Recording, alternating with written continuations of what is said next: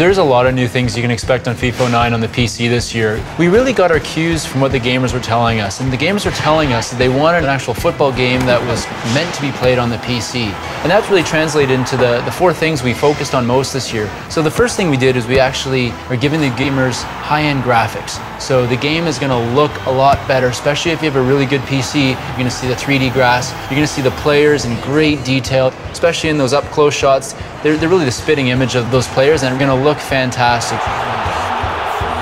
It's really going to be an impressive visual game.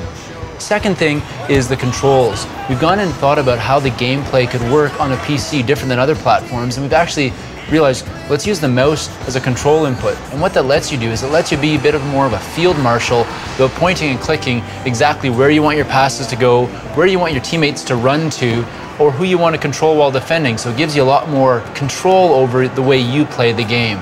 The third area we worked on was around connectivity. So most PCs are connected to the internet, and we have actually taken advantage of that fact by adding a widget system throughout the front end of the game. So no matter what screen you're on, you'll have little bite-sized pieces of information on your monitor that'll be constantly updating, giving information about how many people are playing online right now, how do you stack rank against them in different statistics, or even when your next interactive league match is opening up. And finally, there's and this is my favorite one, there's a favorite club widget. So it'll actually show, for your favorite club, the top 5 news stories, which you can read right in your menu screens, and also show you their next game, their last result, and some other stats about the league they play in.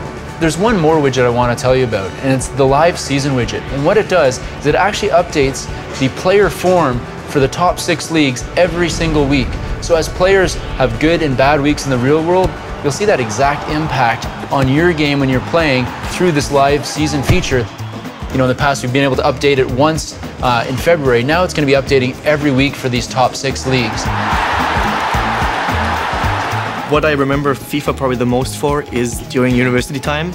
It was always a good substitute for studying. So what we did is we had FIFA tournaments instead of studying. And it was just such a big pleasure. My friends at that point were from England, Brazil, Germany, France. So they would pick their teams and I would pick little Austria. And I would pretty much kick their ass.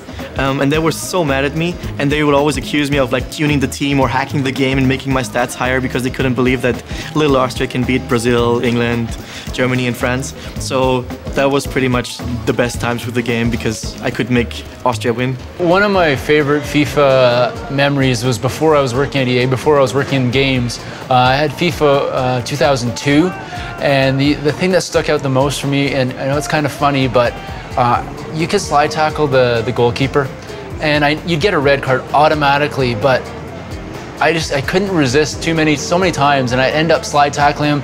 I would laugh so hard at the NIS, and then I'd obviously have to fight back after that for the rest of the game because I'd be a man down.